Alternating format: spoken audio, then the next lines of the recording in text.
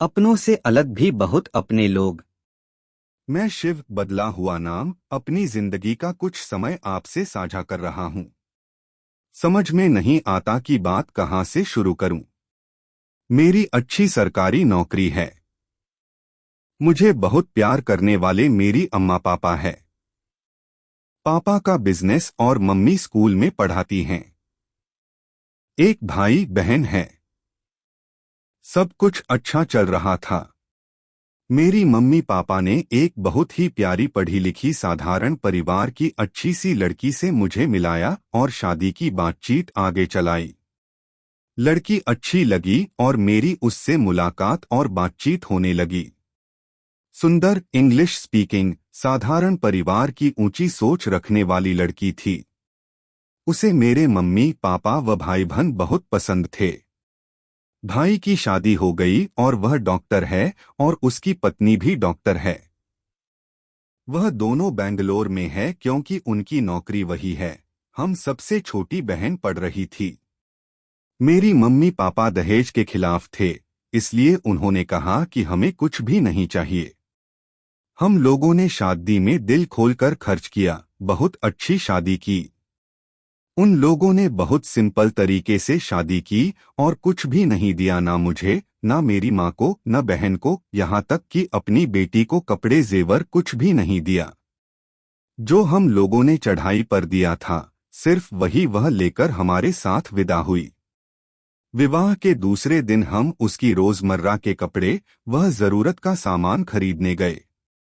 मेरे घर वालों को यह थोड़ा अजीब लगा, लेकिन उन्होंने कहा कोई बात नहीं।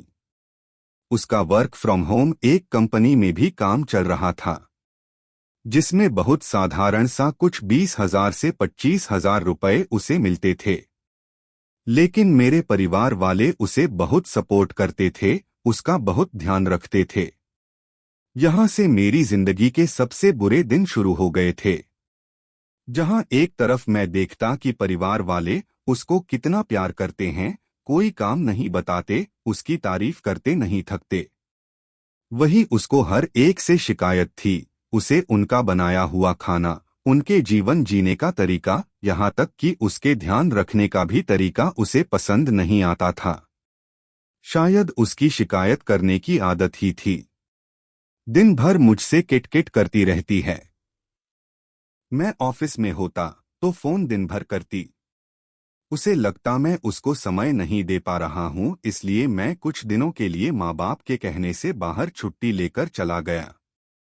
लेकिन शायद उसके सपने इतने ऊंचे थे और वह खुद भी क्लियर नहीं थी कि वह क्या चाहती है। मैं उसकी सारी इच्छाएं पूरी करने की कोशिश करता, उसे बड़े से बड़े होटलों में खाना खिलाता, उसकी शॉपिंग कराता, बस उतनी ही देर खुश रहती। मेरी मम्मी पापा ने मेरे लिए घर का फर्स्ट फ्लोर बहुत सुंदर बनवा दिया था। धीरे धीरे उसने नीचे ग्राउंड फ्लोर में मम्मी पापा के पास जाना ही बंद कर दिया। हमारे यहाँ जो काम करने आती थी, उसी से वह ऊपर चाय व 2-3 बार नाश्ता मंगवा लेती थी। खाना उसको सबके साथ खाना अच्छा नहीं लगता, सिर्फ मेरे साथ खाती। वह बिल्कुल नहीं चाहती थी कि मैं अपने परिवार वालों के साथ बैठा हूं या फोन पर बात करूं। वह मुझे किसी के साथ बांटना नहीं चाहती थी। शादी के 1 साल बाद उसने यह कहना शुरू कर दिया कि मुझे अलग रहना है, जहां सिर्फ मैं और तुम हो।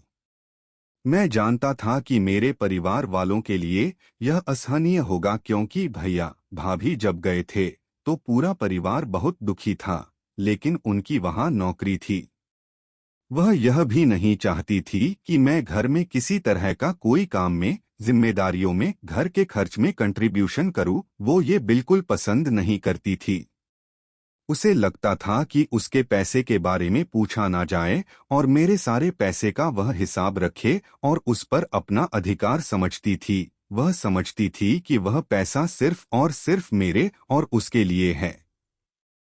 1 वर्ष तक तो मेरे परिवार के लोगों ने ना ही उससे कोई काम, ना जिम्मेदारी, ना ही हम लोगों के बीच किसी भी तरह की दखलंदाजी नहीं की।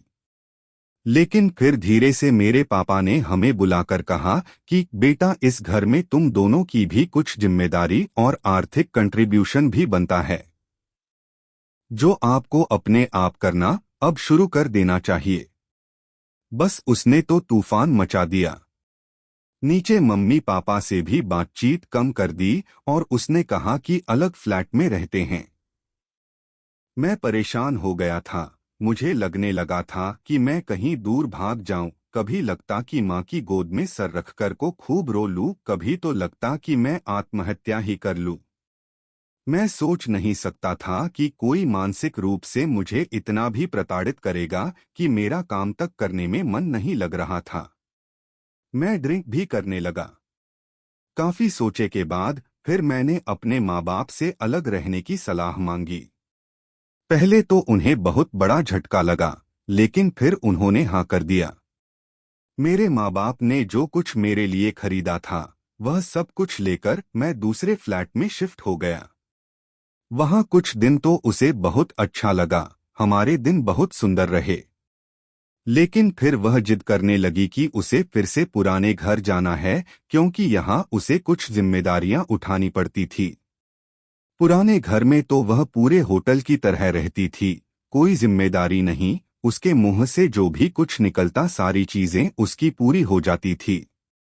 यहाँ 70-80 हजार तो सिर्फ फ्लैट के किराए, नौकर आदि में चला जाता और वहाँ हमारी पूरे पैसे बचते थे, जो सिर्फ हम दोनों पर खर्च हो जाते थे। मैंने कहा अब उस घर नहीं जाएंगे, क्योंकि हम अपने माँ बाप को दोबारा परेशान नहीं करना चाहते थे। फिर से परेशानियों का दौर शुरू हो गया। तब मेरे किसी दोस्त ने हमें सखी केंद्र के बारे में बताया। मैं वहां पर गया और मैंने अपनी पूरी बात रखी। काउंसलर ने पूरी बात सुनी और फिर उन्होंने हमारी फैमिली काउंसलिंग शुरू की। मुझे सच में बहुत आश्चर्य हुआ कि वहां अपनेपन की तरह से थोड़ा सा डांटा, थोड़ा प्यार से समझाया गया और इतनी अच्छी काउंसलिंग की गई। अभी मैं बहुत सुकून में रह रहा हूं। बीच में एक दो बार फिर परेशानियां दिक्कतें हुई। मैंने फिर से मदद ली।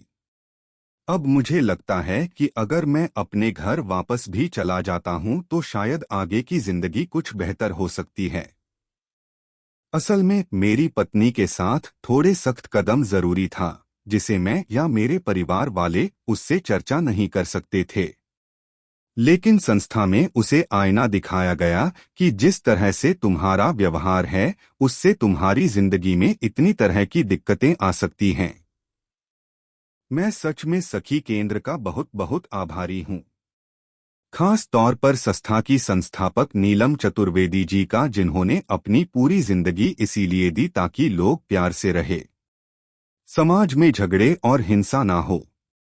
आपने मेरी कहानी सुनी, अच्छा लगा, शुक्रिया। मन में कोई भी प्रश्न हो तो पूछ सकते हैं।